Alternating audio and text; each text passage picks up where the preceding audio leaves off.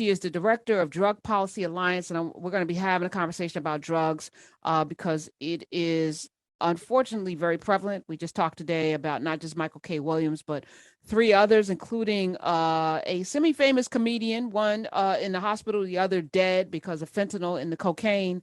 But we got to come at this differently. So let me welcome to the show, Director of the Drug Policy Alliance, Kassandra Frederique. Welcome. Thank you so much for having me. I'm very excited to be here with you. I love your show. Oh, thank you. Love. I appreciate that. When I look at you, I'm always curious how people get into these spaces. What was your entry point to doing this work? It was actually not intentional. So I am from New York City. My parents are Haitian. I'm first generation. And I actually went to school for social work school. And I had an internship. And I was supposed to be an intern somewhere else. That fell through. And so I became an intern at Drug Policy Alliance. I was someone that went to DARE, had the DARE classes. Also, my parents were very Asian, so they were very scary. So I believed all the scare, propaganda that was given. And then I went to DPA and was like, wait, what are y'all doing here? And being from New York City and growing up in the 90s, I was like, this sounds very counter to what I know. But working at DPA actually made me recognize some things in my own family that were brushed under the rug, as well as it explained some of the things that I saw in my friends. So this was not intentional, but it turned out to be the universe making sure that I was in the right place. Mm. And you talk about Haitian parents, so I'm imagining that they were very Catholic. Very Catholic, very strict, very prohibitionist of all things fun. Okay. Yes, there's no fun. So the notion of drugs, using drugs, I'm sure you grew up the way many of us did, like looking down our noses at people who were addicted, that they were somehow weak or, didn't have the right moral fiber and character. And, I thought, because I was drilled, mm-hmm. strong people don't do that. And, right. You shun folk who are, doing that. We now fortunately have evolved into understanding the illness behind it. But how did you break that training? I think I still break it every day. I think as someone who is an abolitionist and also works to be a drug policy reformer, every day I have to fight the prohibitionists inside of me. So I think that the training is not as strong, but it doesn't mean the training has disappeared. I mean, I tell people all the time, when I heard that Whitney Houston passed, when I heard that Prince passed, yesterday when I heard Michael K. Williams pass, it was a blow, right? And I go through my own existential crisis about, like, what am I doing? Am I on the right side? I always come back to the point that the work that I do, the things that I believe in are right. It doesn't make these moments less difficult. And I think part of that is because loss is hard and gut-wrenching, but also it's everything that we're pushing for is counter to the training. And so you have to remind yourself that those things are right. And I think I liken it to the work the 3 of us have to do as Black women, the training that we have about how counter we are to normative and how every day we have to choose to love ourselves in a different way. So it's very much aligned with that. Yeah, I mean, what do you say to people who basically, don't really understand abolition, don't want drugs to be legalized, get upset every time somebody says, a state comes around and says, well, we're going to allow people to, buy marijuana, right? And they're like, well, this has ruined somebody's life. There's tons of church people say this all the time. Yeah. And I'm always like, what is the response to these folks? Because I think that, part of what people need to understand about drugs is that it's not just about willy-nilly, I just want to party. Sometimes people are trying to medicate and do things because they've got other things going on, right? And that's part of it. But what do you say to people like this? Because I'm sure we got some people listening right now that is like, why would I want to listen to a drug abolitionist anyway? Yeah, well, I live with those people. I know you do. So talk to them. I mean, I'm asking you this as a religion scholar because I know what people say, but I'm also a religious scholar who knows that people take peyote to get closer to God. Mm-hmm. And you ingest drugs to get yourself at a spiritual level so that you can be ready for the next thing that's supposed to happen to you. So that's right. So yeah. for me, my conversations tend to be around, what do people want, right? Mhm. So usually it starts with, I want them to stop using drugs. And then I'm like, okay. But why do you want them to stop using drugs? Yeah. You want them to stop using drugs because you want them to be closer to their family. You want them to like not be addicted. You want them to be a fuller citizen, have a job, like be able to be with their family. I was going to say, stop stealing from you, because, you know, for some people, that's what it is. Stealing from me, which is real. That's and I real. think sometimes people on our side gloss over that, right? Yeah. And I find that historically, the folks that have done the work around drug policy have been white, right? And they come to Black communities and they're like, we got to free the plan. But if you really think about it, that's the biggest thing that they're navigating, right? And if you're Black in America, you're navigating a ton of things. And so usually when I talk to my parents and I talk to my loved ones, the thing that I'm saying is, what is the thing that you actually want? And if I'm saying, I want people to stop stealing from me, I want people to be healthy, I want people to be part of their community, then I talk about, okay, like, I agree with those things. I also want those things. Yeah. I just think that we have a different pathway to get there. And then I tend to point out how the criminal justice system and criminalization gets people further away from that. If you want people to be healthy, if you lock people up, they're dying. They're either dying inside or they're dying as soon as they leave. And the overdose stats let us know that, right? Yeah. If you want people to be connected with their family, criminalization separates people from their families, either through child welfare, either through incarceration, either through policing and the killings. If you want people to be full citizens and thriving and being happy, I come from a social work background, and I can talk to you about how criminalization impact people's wellness. And so the conversation is it's not that we want different things, but at the core of it, the reason why I want drug war abolition and somebody wants drug war prohibition, some of those things are the same. Now, there are things that they want that I don't want, which is controlling bodies, right? There's like keeping people away from joy and exploration. And that's a different conversation. But I think when we're talking about overdose and we're talking about the wellness of people, I want the same things that my family wants. I think we have different pathways there. And my job is convincing them that the pathway that we have right now is actually getting us further away from that goal. Yeah, I think so too. I mean, and what about, you know, the other thing is, we were talking about the case where, you know, here we have 3 people who die who just think they snorting regular cocaine, but it's laced with fentanyl, right? So how do we test? How do people even know that this is happening? You know, somebody thinks they just taking a recreational little toke, and the next thing you know, they like gone, right? They never woke up for that. And that's one of the biggest things that I talk to people about is like, we set it up this way. There's no reason we don't have drug testing throughout this country. And then honestly, I would take it a step further. We sell everything here, right? Oh, yeah. People should be able to have a safe supply of substances, one that is not adulterated. Once drugs are prohibited, you drive things under, right? And it makes it more dangerous. We are in an overdose crisis, but what it is we're in a drug poisoning crisis. The drugs, our supply is being adulterated with other substances. People are cutting it.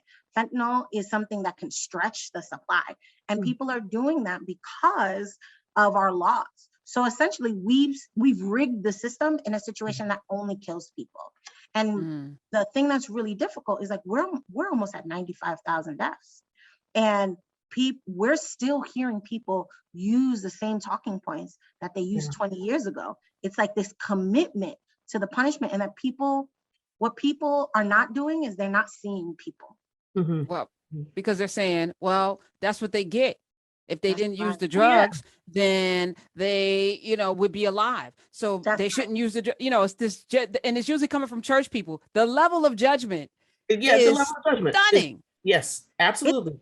It's a level of judgment, but it's also the commitment to ignorance.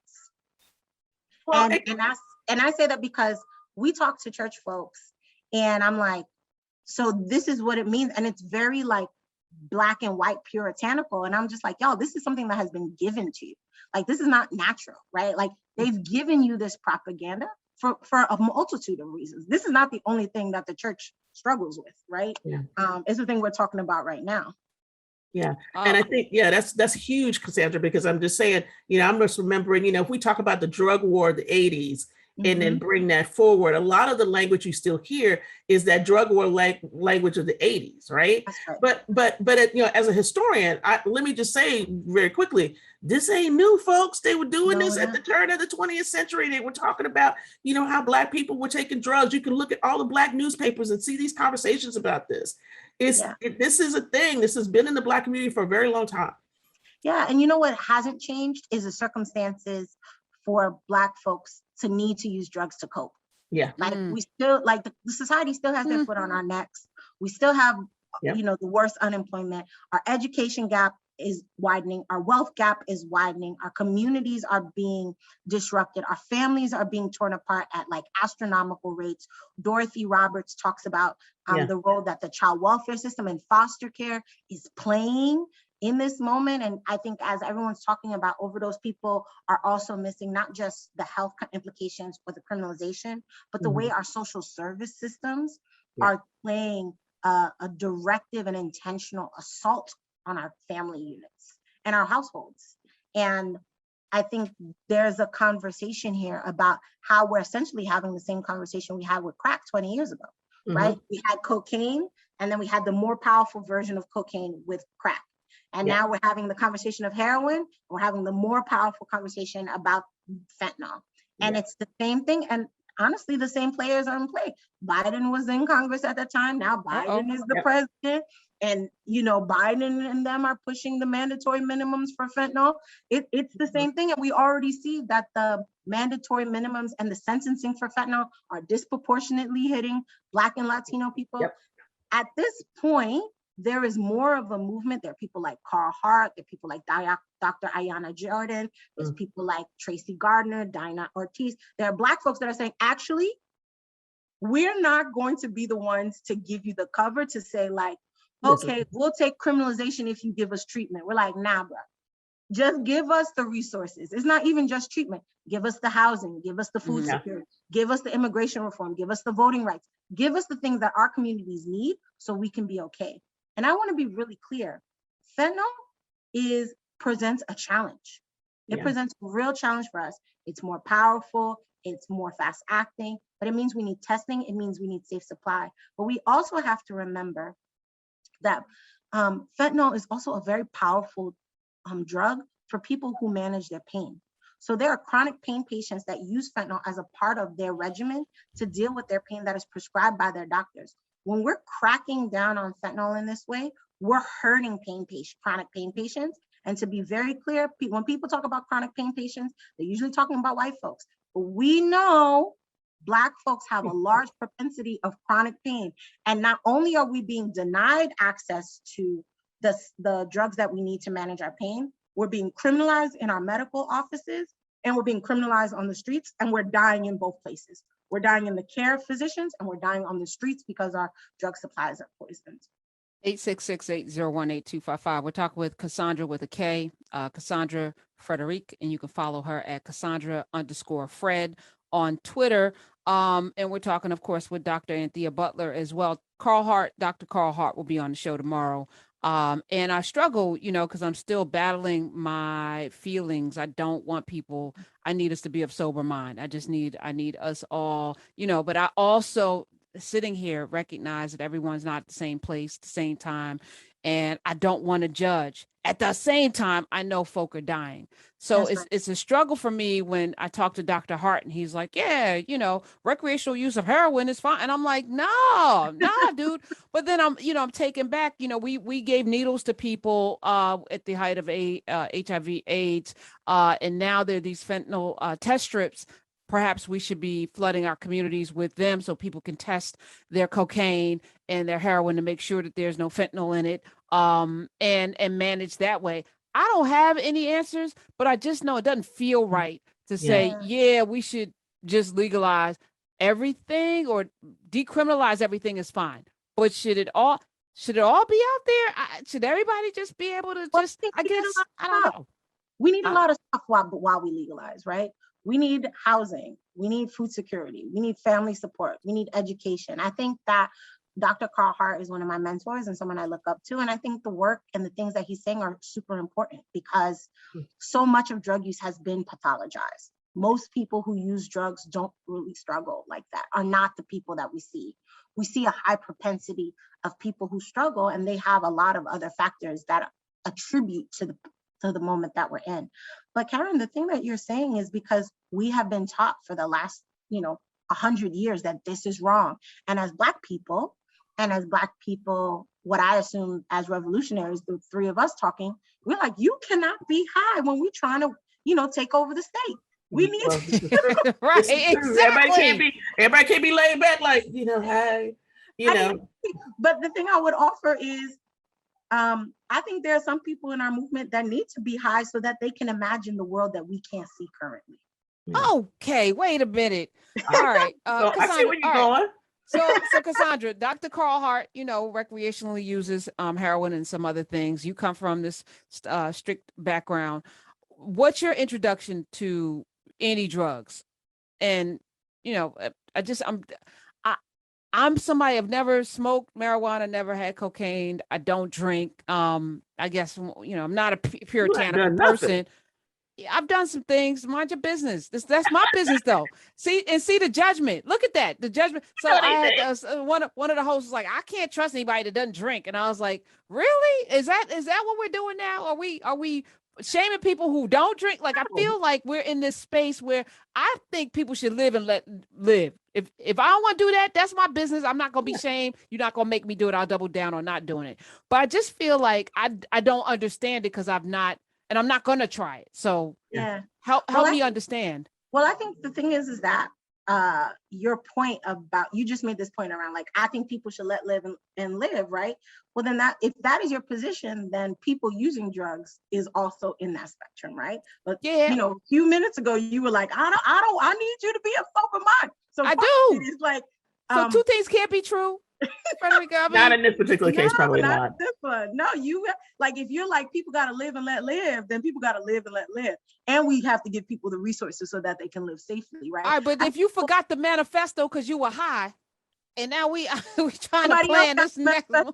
Listen, we all got our roles to play. We need visionaries, we need imaginers, we need people that are reminding us about joy and happiness. I think one of the important things that I've learned from being in community with Black people in this space, right? Because I needed to learn about this from Black people, because so much of it was like, the stereotypes that we see, right? And I was like, no, I want to know, like, the person I learned about psychedelics from is like Jamaican, South Carolinian, Gullah Geechee person, young Black woman, Ifatayo Harvey, who's like, let me tell you about how psychedelics is helping my healing.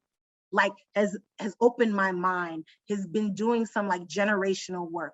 Then I have folks that are like, yo, I use these pills because when I party, I want to live free. Like, I think part of it for us is that we're so scared, and it's rightfully so that we're scared of that being in fullness will hurt us. And that's not to say you need drugs to live in fullness.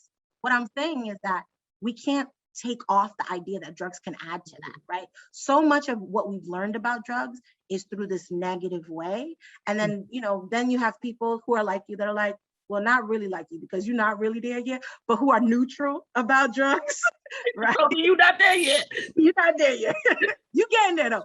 Neutral about drugs. But then there are other people that are part of the conversation that talk about how drugs are additive to their life. And that's someone like Carl, right? Carl is a part of like, this adds to my life, this adds to my existence. There are people in the middle that are like, I don't care either way. And there are people that have been struggling and are trying to navigate addiction. And I think that for the revolution to actually happen, we need all those people to be working together. So maybe you might not have that person that's dozing off, memorizing the manifesto or leading us through the map, but that's the person that after we have the fight and we all need to unwind, who's going to be leading the karaoke, and we need all those parts.